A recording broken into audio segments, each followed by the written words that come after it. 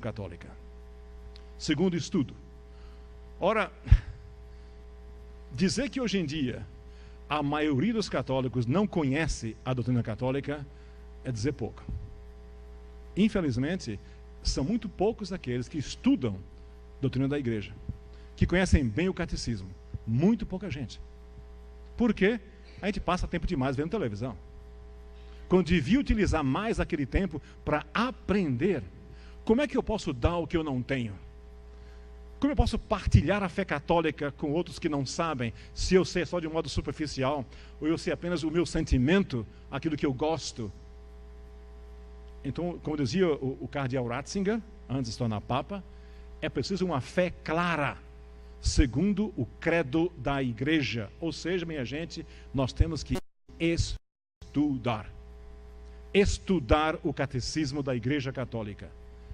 No Brasil, graças a Deus, tem o professor Felipe Aquino, tem livros muito bons aqui de catolicismo ortodoxo, verdadeiro. É preciso estudar, ler, aprender a partilhar aquele ensinamento com outras pessoas. E eu sugiro então, especialmente, algumas encíclicas dos papas contra a cultura da morte. Primeiro, do Papa Pio XI, aqui para os nossos seminaristas aqui, escreva por favor, chamada Casti Connubii, sobre o matrimônio casto. Coisa que hoje em dia, meus amigos, quase a gente não fala. A virtude da castidade, da virgindade, da pureza, do pudor no vestir, no pudor no falar. Nós hoje em dia, por uma razão qualquer, a gente nem passa pela cabeça. A questão por exemplo, da castidade pré-matrimonial não é um favor que se faz a Deus em se manter casto, virgem, antes do casamento. É obrigação, não é favor. Nossa cultura, a propaganda da pornografia, da promiscuidade é para todo lado. Então é muito difícil para os católicos serem fiéis, mas requer essa força de vontade, essa determinação de dizer não à cultura do mundo, não à cultura da morte, e sim à cultura da vida, sim ao amor de Nosso Senhor. A ideia de adultério hoje em dia é a coisa mais comum do mundo, adultério, até mesmo entre pessoas que vão à igreja. Ora, é preciso então redescobrir a virtude da castidade, não só para mulheres, para homens também. Isso é fundamental, especialmente para os pais de família, para começarem, se não fazem ainda, educar seus filhos e suas filhas na virtude da castidade. E se às vezes a gente tem que deixar de frequentar certas amizades, a gente deixa. Nosso Senhor disse: se o teu olho te escandaliza, arranca e joga fora. É melhor ir para o céu com um olho só do que ir para o inferno com os dois olhos. Tua mão, teu pé te escandaliza, corta fora. Então, se tal amizade escandaliza, abandona aquela amizade. Se tal grupo me faz mal, tal novela me faz mal, joga fora. É melhor ficar sem aquilo e com o amor de Jesus Cristo, o amor de Nossa Senhora, do que ter aquilo e perder o que é mais importante. Então, essa encíclica do Papa Pio XI, do Papa Paulo VI, Humanae Vitae, sobre a contracepção. Eu já vi tanta gente que é contra a Humanae Vitae, que é a favor da contracepção, mas nunca estudou a encíclica. Eu não vou perguntar aqui não vou perguntar não, mas pense só. Quantas pessoas vocês conhecem que sabem bem a doutrina da igreja, por que a igreja condena os preservativos? Muito pouca gente sabe por quê. É só ouvir dizer. Ora, isso não basta. Outra encíclica do Papa João Paulo II, que é a famosa Evangelium Vitae, o Evangelho da Vida. Essa aqui é fundamental, porque ali ele mostra o seguinte também: não só dos leigos, mas os bispos têm a obrigação, eles são os pastores. E o Santo Padre enfatiza isso de modo incrível. Nós, pastores, temos a obrigação de ensinar o povo. Outra encíclica, que é a Veritatis Splendor, de João Paulo II. E, finalmente, essa que eu citei há pouco, a Sacramentum Caritatis, Sacramento do Amor, do Papa Bento XVI. Isso é estudar. E mais o que a gente quiser. Na América do Norte, infelizmente, eu não tenho isso em português, só tenho isso em inglês. Temos todo um curso de apologética para formar as pessoas na defesa da fé. Depois vem a ação. A ação. Você sabe que nos Estados Unidos tem muita clínica de aborto. Sabe como é que os católicos fecham clínica de aborto? Eles vão rezar o texto na rua, diante da clínica. Na cidade de Brooklyn, parte de Nova York, o Monsenhor Riley, quando ele começou o trabalho dele, havia 20 clínicas de aborto naquela área de Nova York. O pessoal foi lá, reza o texto, com um sinal dizendo, não mate seu bebê. Reza no texto. Algumas senhoras, com muito jeito, se aproximam de quem vai entrar para conversar um pouco e ver como é que é. Ele fechou 17 daquelas clínicas de aborto. Somente aquela afirmação de coragem católica, de rezar o texto na rua. Eu olho para ele, puxa, nós somos um bando de covardes.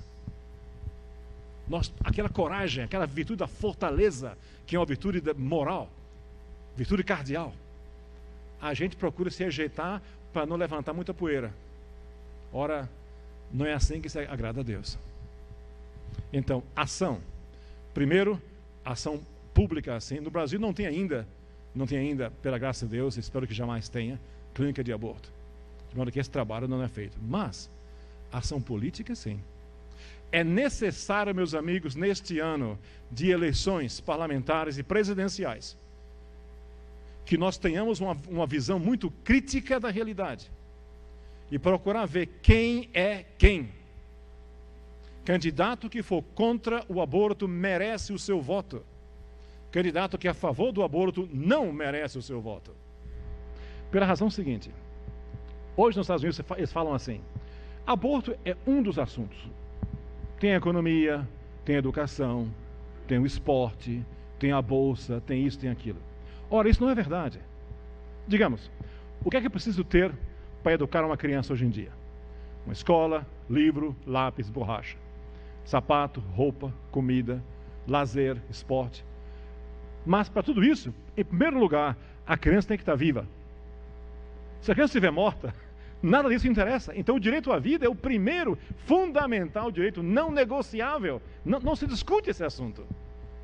Chegou-se ao ponto, no governo brasileiro, maioria de católicos, chegar ao ponto de querer discutir isso. Imagine se amanhã alguém disse, bom, vamos tratar agora de, que aliás é bem verdade que é possível que isso aconteça, de acabar com o direito de propriedade. Se eu tenho sua casa, tem um quarto sobrando lá, eu vou trazer uma família para morar em sua casa. O senhor diz, não, mas aqui é minha casa. Não, eu não creio nisso. Não creio que seja a sua casa. Eu vou retirar o seu direito de propriedade. Ora, não pode. Mas a propriedade é menos do que a vida? A propriedade é menos do que a vida. Portanto, nessas eleições, vamos simplificar essa história toda. A cultura da vida deve prevalecer. Eu estou montando, e quando chegar na América do Norte eu vou terminar de montar, um website em português, indicando quem é quem. E eu peço informações a todo mundo que conheça algum político que preste, há ainda alguns, graças a Deus, me avisem, me mande um e-mail, deixe aqui, por favor, o seu endereço e-mail comigo, eu lhes mando informações, material educativo, tudo via internet. Estamos montando agora uma mini televisão na América do Norte, para programas em português, para o mundo inteiro pela internet, para educar precisamente sobre a cultura da vida. Vamos trabalhar junto. Eu estive o ano passado em Moçambique, estive nas ilhas do Cabo Verde, estive em Portugal, estive no Timor-Leste, na Ásia, e agora aqui no Brasil. Tratando com seminaristas, fazer uma rede no mundo inteiro, para trabalharmos juntos, para libertar nossos países dessa praga, dessa maldição, que é o assassinato dos inocentes. A gente vê hoje em dia essa briga toda aí agora do governo brasileiro, querendo punir os militares por terem torturado os terroristas. Mas não querem punir os terroristas por terem torturado os outros, é claro. Né? Mas a pior tortura não é contra um terrorista, é contra uma criança indefesa e inocente. Essa é a pior tortura. Em que se corta a criança em pedaços. Isso aqui é tortura. E essa gente procura legalizar isso. Então é preciso, meus amigos, essa luta pela vida não se pode deixar para amanhã. É um dever de consciência. Senão, Deus me perguntar o que aconteceu com o nascituro, e eu respondo, por acaso eu sou guarda do meu irmão?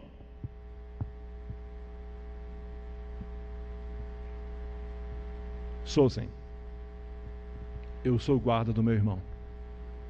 E existe uma maldição sobre os Estados Unidos hoje em dia, sobre a Europa. A maldição do aborto. Um crime, um pecado social, um pecado estrutural, um pecado coletivo das nações. E agora estão pagando o resultado. Não nasce mais gente em número suficiente para refazer a população. O Islã parece que vai ser o chicote com o qual Deus vai castigar a cristandade. Eu estava lá na América do Norte quando alguém usou essa expressão. Nós estamos vivendo um dos momentos mais trágicos da história da humanidade. Que ele disse, o crepúsculo da cristandade. Tempos houve em que, dizia o Papa Leão XIII, na encíclica Immortale Dei, tempos houve em que a filosofia dos evangelhos governava o Estado. As leis, as instituições, a economia eram imbuídas do espírito do evangelho. Hoje em dia, com a descristianização, tudo isso está chegando ao fim. Ora, nós temos filhos e temos netos. Eles vão herdar, se nós não agirmos agora, na oração, no estudo, na ação. Eles vão ser escravos. Ou do Islã, ou de um regime talvez pior, que é o que o vosso presidente está querendo impor no Brasil, que é um regime anticristão. Vejam bem, em países islâmicos, para ter uma ideia do que é isso, como o Iraque, por exemplo, como o Afeganistão. Afeganistão não tem cristão. No Iraque tem cristãos. Cristão hoje em dia tem 4 opções. Eles vão ao chefe da família e dizem, olha, primeira opção, você quer viver aqui, se converte ao Islã. Segunda opção, vá embora do país. Terceira opção, entregue suas filhas. Quarta opção, morra. Escolha. Por que entregar as filhas? Para produzir filhos, como escravas. Isso é uma realidade, e a gente fica assim, pasmo, dizer, não, isso é demais, isso é exagero. Não, não é não. Isso é que o Papa chamou de cultura da morte, que está sendo tomada pelo Islã. Bem, vamos finalizar. O que é então a ação católica? É a redescoberta de uma vida de oração militante. Não oração quietinha em casa, na paróquia, onde não tem risco. Não, uma oração militante, que nos leva à rua em procissão, leva à rua até em protesto.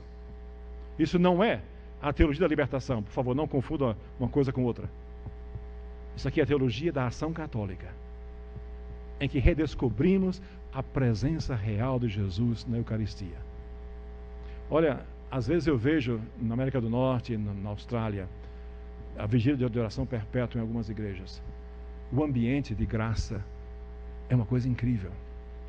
A gente quase sente a presença de Nosso Senhor. Não tem barulho, tem silêncio. É o que o Papa Bento XVI diz nesse novo documento, Sacramentum Caritatis. É preciso redescobrir a beleza do silêncio diante de Deus. Redescobrir isso. Não fala o tempo todo não, ele sabe o que a gente quer, não precisa falar muita coisa não. E especialmente as orações que eu sugeri, Eucaristia, São Miguel Arcanjo, Sagrado Coração de Jesus, São Miguel Arcanjo incluído no terço, porque Nossa Senhora está sempre em tudo que a gente faz, é claro. Estudo, é preciso aprender. Então, por favor, deixe comigo. Aqui no Brasil já há muito livro bom. É preciso usar um certo discernimento. Nem todo livro que se diz católico é bom. Nem todo livro que se compra numa agência católica também é bom. É preciso usar muito discernimento. Mas eu vejo que há livros bons aqui no Brasil que se pode ler e estudar. Eu insisto nesse ponto. Não é só ler para se entreter, não. É estudar para aprender a argumentar, aprender a partilhar a fé, a explicar bem. Como aquilo que eu falei logo no comecinho. Quando eu disse, alguém fala assim, mas você é a favor do aborto, eu sou contra, eu não quero impor a minha moral sobre você. Bom, troca a palavra aborto pela palavra estupro, ou roubo, ou assassinato, e vê que não faz sentido. Porque tem gente inocente sofrendo. Então eu não tenho o direito. Até, por exemplo, deixa eu contar isso aqui. Nesse debate que houve na Austrália, nos Estados Unidos, por causa dessa moça, Jane, escapa o nome dela agora, ela disse que havia sido estuprada no Texas e pediu um aborto, negaram, e ela foi para Washington, fez um processo, e a Corte Suprema Americana liberou o aborto livre da concepção até a hora de nascer. E continua assim até hoje nos Estados Unidos. Há 10 anos atrás, ela veio a público dizendo que ela havia mentido, que ela não havia sido estuprada. Ela havia andado com o namorado dela. Mas por causa dela, já são 50 milhões de bebês americanos que morreram. Hoje ela é uma militante do movimento Provida. Hoje ela é militante. Dedicou o resto da vida dela para combater o aborto. Mas já é tarde. Ora, eu levanto esse tema na Austrália. Quando falam assim, mas veja bem, tenha coração.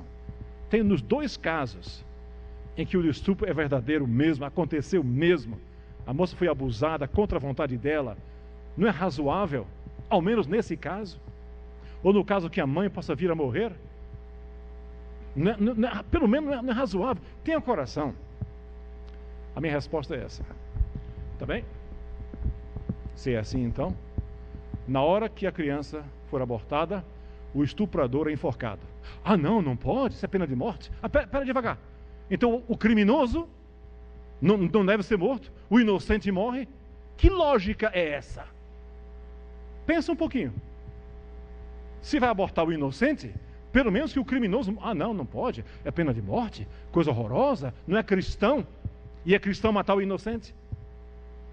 Hoje em dia existem pessoas, graças a Deus, que saem a público agora, mulheres que fizeram abortos, e contam a história delas. Olha, tem livros à vontade nessa matéria em inglês. Algumas delas celebram o aniversário do aborto. E requer uma conversão enorme para se libertar daquele sentimento de culpa. No outro caso, eu termino com essa pequena história. E no caso que a mãe pode morrer? Hoje em dia é raro acontecer, mas, digamos, é possível.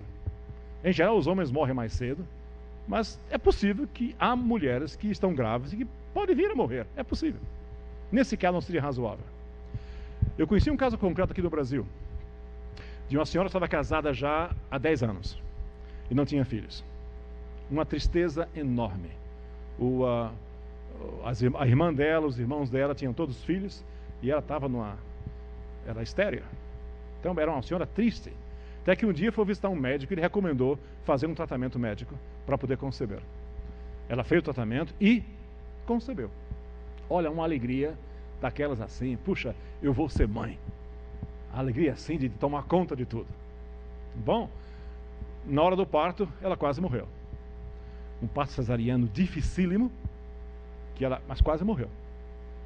Então o médico falou para a dona, olha, a senhora pare esse tratamento, não é para a senhora, o seu corpo não aguenta esse tratamento, deixa para lá, de graças a Deus que tem um filho, a senhora sobreviveu, fica por aí, e não tem mais. Tá bom, passa o dia, porque se a senhora ficar de grávida mais uma vez, a senhora vai morrer.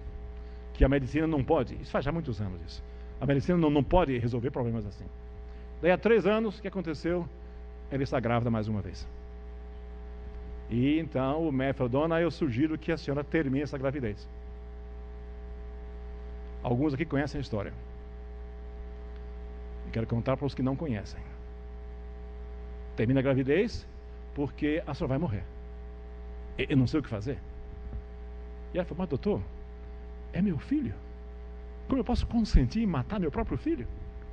Senhora, eu não quero que a senhora mate ninguém, mas pense, a senhora não tem escolha. A senhora vai morrer. E ela é uma senhora pouco educada. Ela disse, doutor, procure salvar os dois. Tá bom, não diga que eu não avisei. Avisou o marido falou, bom, se ela quer assim, tá bem, vai fazer. A criança vai nascer, mais uma vez, uma cirurgia cesariana dificílima. Ela perdeu 1 litro de sangue, uma coisa assim, terrível. A criança foi posta numa incubadeira para tentar sobreviver. E foi uma coisa assim, mas para 3 dias entre a vida e a morte, uma coisa terrível. E, graças a Deus, ela sobreviveu. Não morreu. E Nosso Senhor recompensou pela fidelidade dela. E não querer matar seu filho inocente. Nem sequer para salvar a própria vida. A criança, também sobreviveu? Era um menino, hoje é um homem, e ele está aqui agora falando com vocês.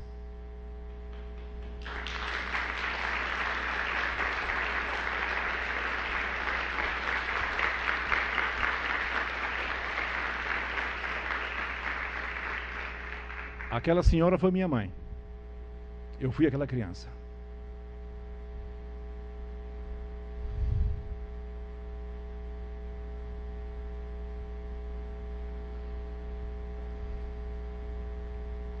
Ela já faleceu, já recebeu a sua recompensa eterna.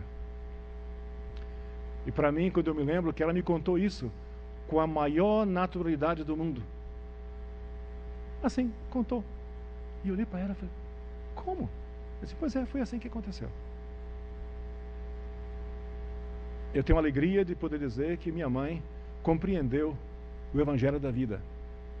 E seguiu o exemplo do Nosso Senhor que diz, ninguém ama mais o próximo do que aquele que está disposto a dar a vida pelo seu irmão. No caso dela, ela estava disposta a dar a vida, não pelo irmão, mas pelo filho. Eu espero, meus amigos, que esse exemplo e muitos outros que há por aí sirvam de parábola, de ilustração desse pensamento que o dom da vida, a vida inocente, não pode ser retirada de ninguém.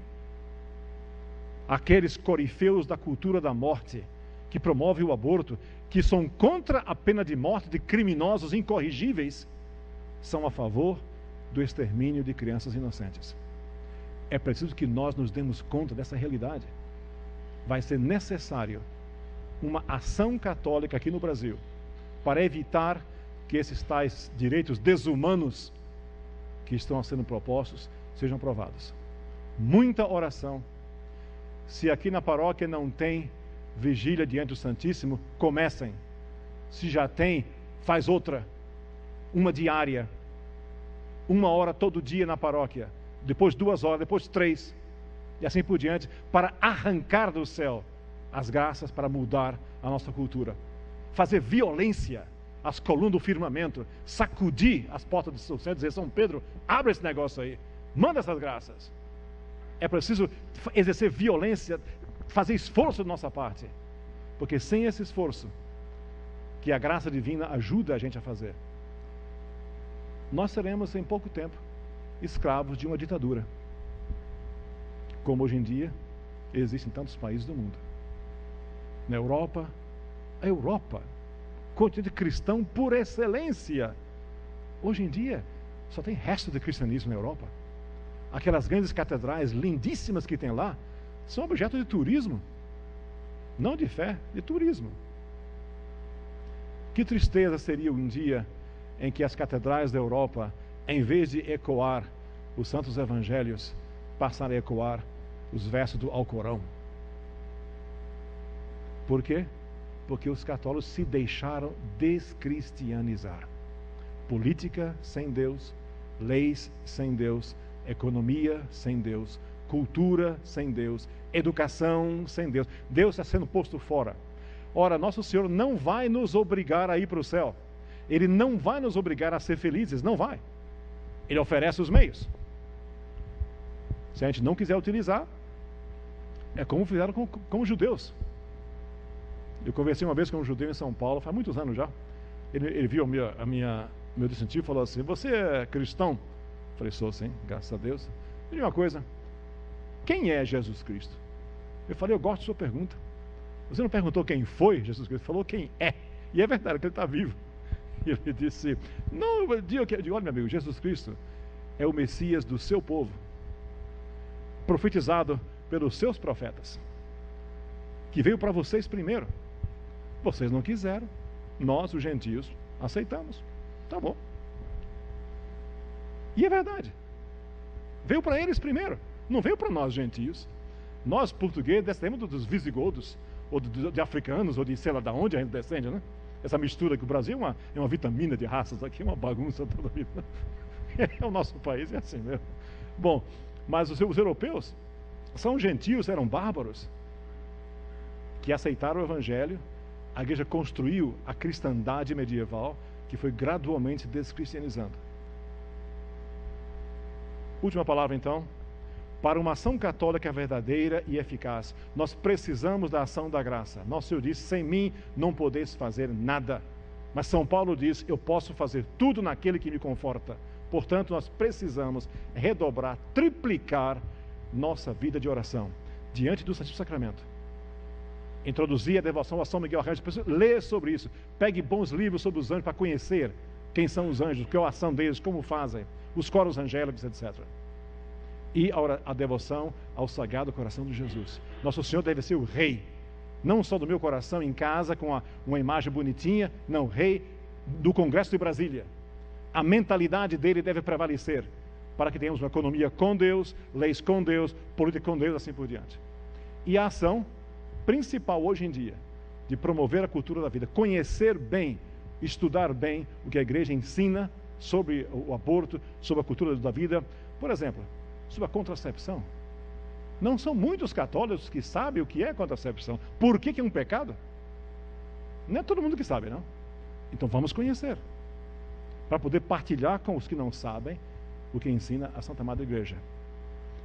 Encíclicas papais, tem livros bons para ler.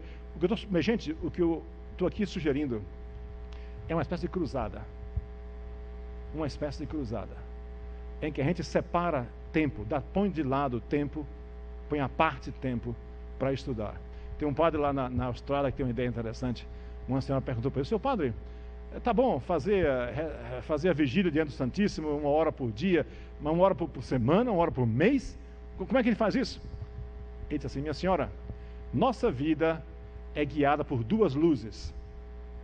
A luzinha vermelha diante do sacrário e a luz colorida da nossa televisão em casa. Essas são as 2 luzes que guiam nossas vidas. Eu lhe pergunto: quantas horas o senhor passa diante de uma luz ou diante da outra? Não me diga não diga, só pense. Faça o seguinte: conte o número de horas que a senhora passa diante da televisão, corte pela metade, e dê uma metade para Jesus e fica com o resto. É razoável, né? 50% de cada lado, tá razoável, né? Ou pelo menos o seguinte: quanto tempo a gente passa comendo, nutrindo o corpo? Conta o tempo. Dá aquele tempo ali também para a oração. Razoável. Nosso Senhor Jesus Cristo, ao fundar a igreja, deu para nós tudo que Ele tinha. Nos deu até a própria mãe. Nos deu a Santa Igreja, nos deu o Papa, o Magistério, os Evangelhos, nos deu tudo. E Ele espera de nós também um retorno naquele amor, naquela generosidade, para o bem do nosso país, para o bem das nossas almas e nossas famílias. E renovar a ação católica hoje em dia é uma condição necessária para a nossa sobrevivência. Você sabe que em Fátima Nossa Senhora disse, quando ela falou que a Rússia ia espalhar os erros pelo mundo, e espalhou, está aqui agora em Brasília, promovendo guerras e perseguições à igreja, no fim ela disse: mas no fim o meu imaculado coração triunfará. Nosso Senhor disse: as portas do inferno não prevalecerão contra a igreja. Eu vi uma vez um pregador aqui em São Paulo, já muitos anos atrás, disse, eu nunca esqueci. Eu estava voltando para a igreja e ele disse assim: Nosso Senhor vai vencer no fim, ou conosco ou contra nós. Não tem gente no meio. Quem não está comigo está contra mim, ele disse. Não há neutros. E o grande erro de nosso tempo foi nós pensarmos que podíamos ser neutros. Nem contra nem a favor, muito pelo contrário. Ora, não é assim. Ele vencerá ou conosco ou contra nós. Mas sem nós, não. Isso é muito confortável. É a ideia de ficar do lado, de fora. Deixa que ele faça a briga dele lá, no fim a gente aplaude e entra no reino dos céus tranquilamente. Não acontece assim. Ou conosco ou contra nós. Minha gente, nós vivemos num momento histórico único, sem precedentes. É um momento histórico de uma calamidade apocalíptica, em que o mundo inteiro está escolhendo por Cristo ou contra Cristo. o mundo inteiro. Seja os islâmicos são contra o cristianismo, seja os chineses são contra o cristianismo, seja os europeus são contra o cristianismo, sejam os políticos do mundo ocidental que são contra o cristianismo. Estamos vivendo hoje em dia, lembre-se disso, a Terceira Guerra Mundial, que é uma guerra intestina, uma guerra dentro dos países, promovida pelos governos contra a família, para destruir a família cristã. Ora, se conseguirem fazer isso, vai acabar com a igreja. João Paulo II disse, a igreja passa pela família. A igreja não é um conjunto de indivíduos, mas um conjunto de famílias. Essa é a igreja doméstica, e a família, com o pai, a mãe e os filhos. Portanto, eu os convido a juntar-se a nós, ao movimento Vida Humana Internacional. Vamos rezar juntos, vamos estudar juntos e vamos agir juntos. Até que um dia possamos dizer com Nosso Senhor, dizer primeiro como São Paulo, dizer, eu vivo, não eu, mas Cristo vive em mim. E quando chegar aquele dia maravilhoso, em que a gente fecha os olhos para essa vida e abre os olhos de novo para a vida eterna, podemos dizer a Nosso Senhor, Senhor, eu combati o bom combate, se de vós agora a minha recompensa superabundantemente grande. Aí sim, a grande felicidade eterna vai começar. Que Deus ajude. Muito obrigado.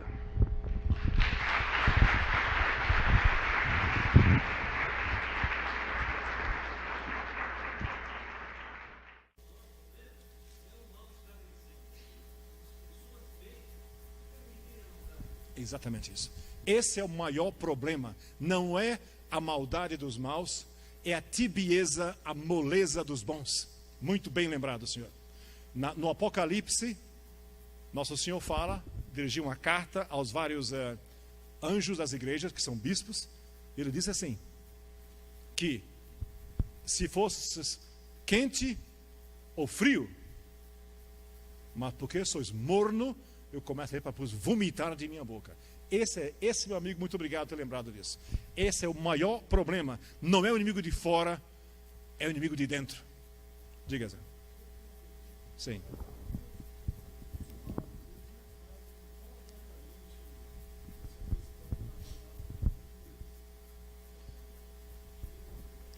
Como eu estou fazendo aqui. Ele está perguntando por que os padres, alguns fazem, mas não muitos, não todos, não diz a coisa assim na lata, abertamente, como eu estou dizendo aqui. Precisa perguntar para eles. Eu não posso falar por eles. Mas também eu sei que é verdade. Muitas vezes os padres têm receio do que o pessoal vai pensar.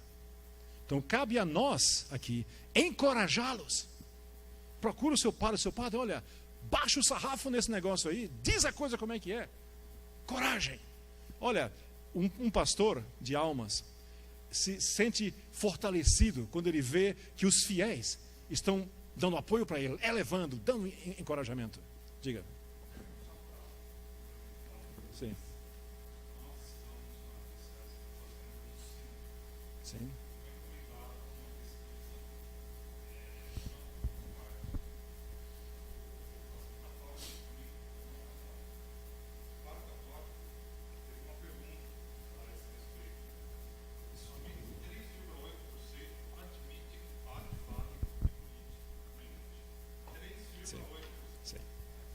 Bem, aqui está o ponto.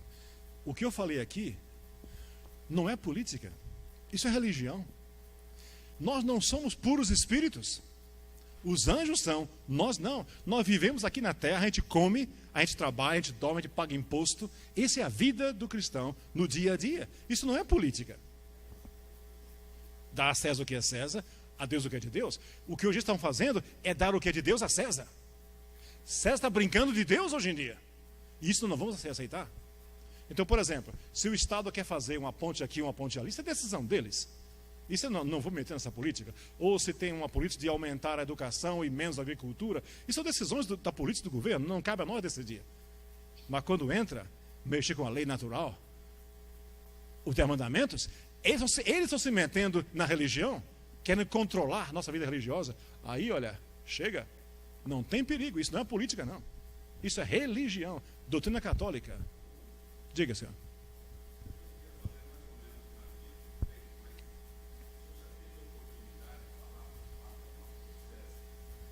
Essa é a minha primeira vez aqui. Eu estive aqui 1 ano e meio atrás, falei para um grupo de leigos, estive aqui, de passagem.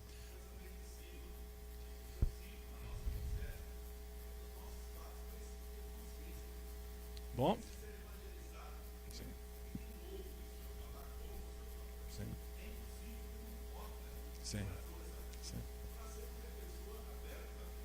Sim.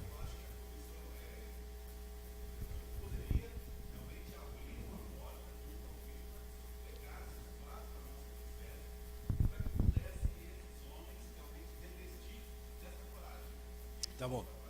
Vou dar uma sugestão. Uma sugestão. Isso aqui foi gravado, né? Bom, está aí gravado. Bom, que tal vocês fazerem uma vaquinha para financiar o maior número possível de cópias desse filme? Sim, tá bom. Tá bom. Vamos fazer mais uma vez. E mais uma vez, até dizer chega.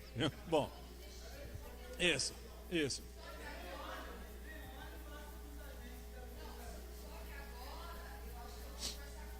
Sim, isso. Então faz assim, ó. Faz assim, ó.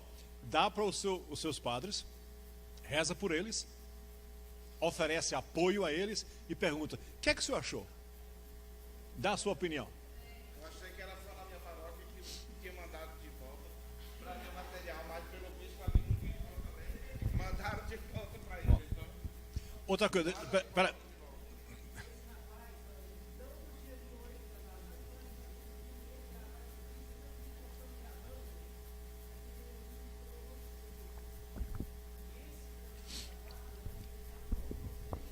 Bom,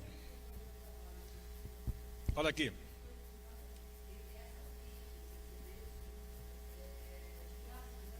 Isso. Faz cópia disso. Isso. O Santo Padre Bento XVI falou a semana passada: o laicato não é ajudante de padre. Nós temos nossa missão. Isso mesmo. Exatamente. Quando eu estiver diante de Jesus, eu vou estar lá sozinho. Sim, não há dúvida. Então deixa eu dar minha sugestão aqui, tá bom? Sugestão. Eu vendo peixe pelo preço que comprei, tá bom? Tá aqui a minha sugestão. Pega cópias disso, passa para os sacerdotes, para os leigos e pergunta: vamos pôr isso em prática? Quinta-feira que vem, depois de amanhã, eu vou ser entrevistado pelo professor Felipe aqui na Canção Nova. Avise ao maior número possível de pessoas na Canção Nova, para os amigos, para os inimigos, todo mundo. E, é claro, nossa, eu disse: amai os vossos inimigos. Se não tem inimigo, não pode amar. Tem que fazer alguns para poder amar, né? Bom, e aí, não estou brincando. Bem, tá bom, vamos terminar. Olha aqui. Diga. Eu queria falar um negócio com vocês. Hoje ele almoçou com 4 padres, né? Foi? 4 padres tinha lá. O padre Luiz Fernando hoje falou que se ele soubesse o que ele vinha falar na paróquia dele, ele tinha falado hoje de manhã e ele ia lotar esse auditório. Tá bom. O padre Rinaldo convidou ele para falar para o seminarista amanhã na Itabaté e à noite. Sim. Olha aqui, eu conversei hoje com o Dom Moacir. Ô gente, espera um pouquinho, espera aí. Isso aqui não é o Congresso Nacional, não, que todo mundo fala e ninguém ouve. Que negócio é esse? Espera aí um pouquinho. Olha aqui, hoje eu tive a alegria de conversar com o Dom Moacir. Eu não o conhecia antes. Ele ficou muito aberto ao nosso programa. E eu falei para ele que eu estava ontem em Brasília, no Seminário Nossa Senhora de Fátima. E há lá um grupo de seminaristas pela vida que me pediram para voltar ao Brasil em setembro para fazer um congresso nacional de seminaristas pela vida. Dom Moacir gostou muito da ideia de enviar um grupinho de seminaristas de cada seminário, o maior número possível, para Brasília, para a gente começar a fazer musculatura espiritual, né? Bom, a mesma coisa com os leigos. Há grupinhos pequenos aqui de oração e tudo mais. Vamos começar a trabalhar nessa linha. E encorajem os sacerdotes. Não critiquem, encorajem. Encorajar. A vida de um padre hoje em dia é muito difícil, viu?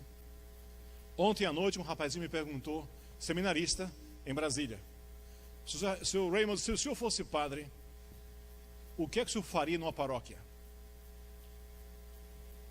Nunca pensei nisso antes, deve reconhecer, né? Falei, tá bom, eu dou 3 ideias. Primeiro, adoração perpétua a Nossa Senhora na Eucaristia, para arrancar do céu as graças que a gente precisa. Primeiro, todo mundo aqui vai fazer 1 hora por semana. Todo mundo, faz uma lista. Começo de conversa. Segundo, eu vou formar um grupo pequeno, uma meia dúzia ou 10, de leigos bem treinados em doutrina católica, para serem apologetas. Não que partilhem a sua experiência de Jesus, que é uma coisa puramente pessoal, mas conhecer a doutrina católica para explicar para os outros com lógica, com clareza. Terceiro, eu promoveria, e se eu fosse o padre, eu estaria à disposição para ficar no confessionário. São João Vianney, patrono dos párocos da igreja. Hoje, estamos agora no ano do sacerdote. Ele é o santo por excelência. Ele passava às vezes 10, 12 horas no confessionário. Cada alma era um tesouro individual. Ele não era uma máquina de dar absolvição. Cada alma era individual.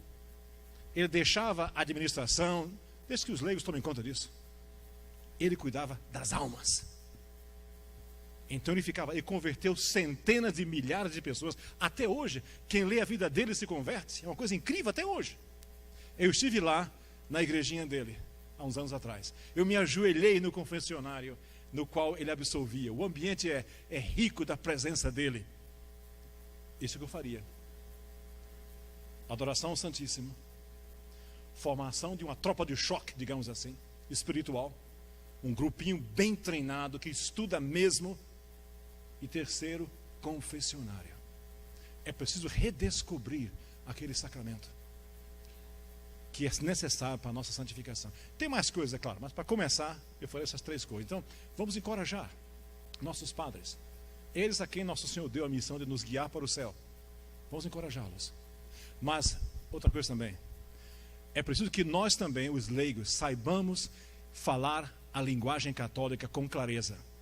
Não ter medo da opinião dos outros. Opinião hoje em dia é como o nariz, cada um tem o seu. E como o nariz, opinião tem furo também. Então, olha, não presta atenção. É preciso ter aquela coragem da virtude da fortaleza. Lembra das 4 virtudes cardeais no catecismo? A justiça, a temperança, a fortaleza e a prudência. A prudência controla as outras 3. Mas a fortaleza é necessária. É preciso ter coragem hoje em dia. Como dizia, muitas vezes a gente se sente sozinho. Muitas vezes.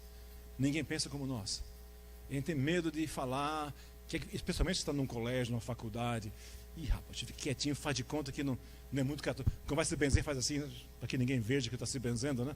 Bom, houve um senhor na França chamado Louis Veuillot, 1800 e tanto. Ele era editor de um jornal católico chamado L'Univers, o Universo. Ele era o único professor católico na Universidade de Sorbonne que era fiel ao Papa. Todo o resto era galicano, queria fazer uma igreja francesa independente. Um dia, todo mundo dos professores juntaram nele na sala dos professores e caíram em cima dele. Disseram, mas senhor Louis Veuillot, o senhor está sozinho. Ninguém pensa como o senhor. O senhor é o único. Quando você vai para casa à noite, naquele Champs-Élysées Avenida, naquela massa turba de gente, ninguém pensa como o senhor. Você está sozinho, rapaz? Sabe qual foi a resposta dele? Eu estou sozinho na turba? Tanto melhor. Desse jeito, quando os anjos do céu olham para a terra, eles me identificam logo. Está lá o Luiz, um dos nossos. Quando os anjos do céu olham para a terra, eles me identificam imediatamente. Está aqui um homem que vivia na terra, mas na perspectiva da comunhão dos santos. A gente reza todo dia o credo. Creio na comunhão dos santos. O que é isso? O que é isso? Quem sabe explicar o que é a comunhão dos santos? Os santos que vão comungar não tem nada a ver com isso, não. Nós estamos aqui, por exemplo, qualquer ação boa que eu faça aqui, em São José dos Campos, pela Comunhão dos Santos, pode ajudar a encorajar um católico chinês que sofre perseguição numa prisão onde ele é escravo. E só mesmo no juízo final que eu vou saber quantas almas eu fiz bem ou fiz mal. Eu vou saber quantas vezes o mau exemplo que a gente dá tem repercussões. Então, a gente nem sabe. Ou bom exemplo que a gente dá, coisas boas que a gente diz, que a gente faz, toca outras pessoas. Toda ação minha tem sempre uma repercussão. O que eu estou dizendo aqui vai ter uma repercussão em vocês.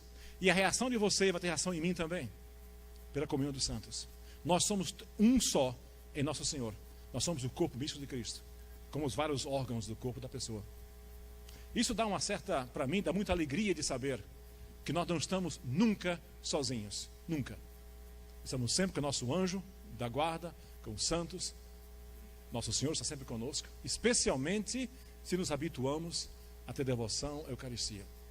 Os exemplos que eu dei aqui dos satanistas foi para enfatizar essa realidade, que eles creem na presença real, que é uma vergonha para muitos de nós, que vamos comungar como se fosse batendo papo, sei lá, como se for. Olha, se há uma coisa que os anjos não podem fazer, jamais fizeram e jamais farão, é comungar. São Miguel Arcanjo nunca comungou na vida. E a gente pode comungar todos os dias se quiser. Veja que privilégio incrível que nós temos. Que privilégio incrível. Bom, daqui a pouco minha mulher vai dizer que a minha pena no purgatório vai aumentar ainda mais se eu continuar falando, né? Mas, alguma outra pergunta? Como é que é? Ou vamos terminar?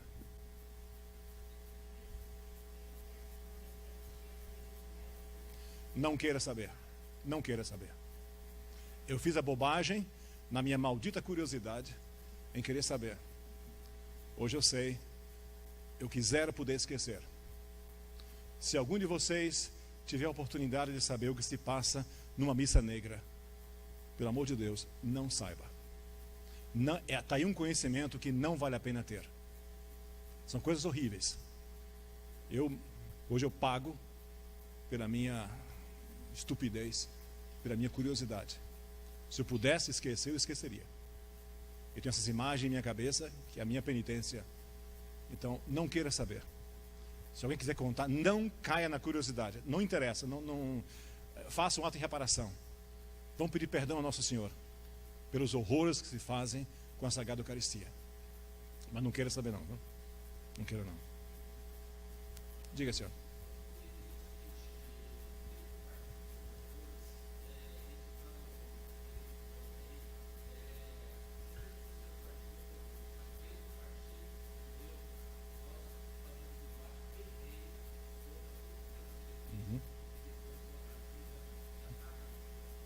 Isso mesmo.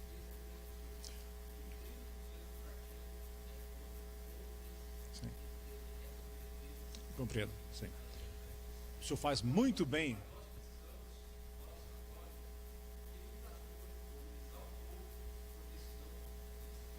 Sim. Sim. Isso mesmo. Você tem toda a razão. Aqueles que são membros do Partido dos Trabalhadores. Sim.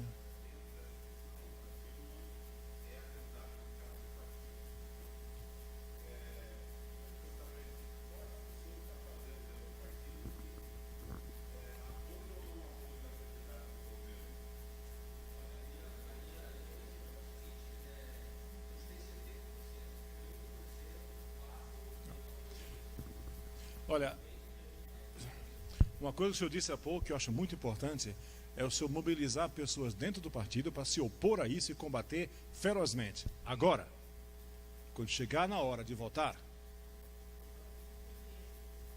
não tem saída. Se o olho escandaliza, ou se o partido escandaliza, corta fora. Não tem saída. Nosso Senhor vale muito mais que qualquer partido, governo, o que seja, né? Bom, gente, vocês falam demais. Vocês vão me acompanhar no purgatório, entendeu? Vou fazer um bate-papo silencioso lá. Olha, vamos rezar 3 Ave-Marias, pedindo a Nossa Senhora, esposa do Espírito Santo, que nos abençoe, nos fortaleça, nos fortifique, nos dê suas graças, para que possamos ser imagens vivas do seu divino Filho, nessa hora trágica da história, do crepúsculo da cristandade, em que a humanidade está escolhendo contra Cristo. Sejamos entre aqueles que escolhem por Cristo, dispostos a dar até a nossa própria vida, se tal for necessário, para a maior glória de Deus. Em nome do Pai, do Filho e do Espírito Santo. Amém. Ave Maria, cheia de graça, o Senhor é convosco. Bendita sois vós entre as mulheres, e bendito é o fruto do vosso ventre, Jesus. Santa Maria, Mãe de Deus, rogai por nós, pecadores, agora e na hora de nossa morte. Amém. Ave Maria, cheia de graça, o Senhor é convosco. Bendita sois vós entre as mulheres, e bendito é o fruto do vosso ventre, Jesus. Santa Maria, Mãe de Deus, rogai por nós, pecadores, agora e na hora de nossa morte. Amém. Ave Maria, cheia de graça, o Senhor é convosco. Bendita sois vós entre as mulheres, e bendito é o fruto do vosso ventre, Jesus. Santa Maria, Mãe de Deus, rogai por nós, pecadores, agora e na hora de nossa morte. Amém.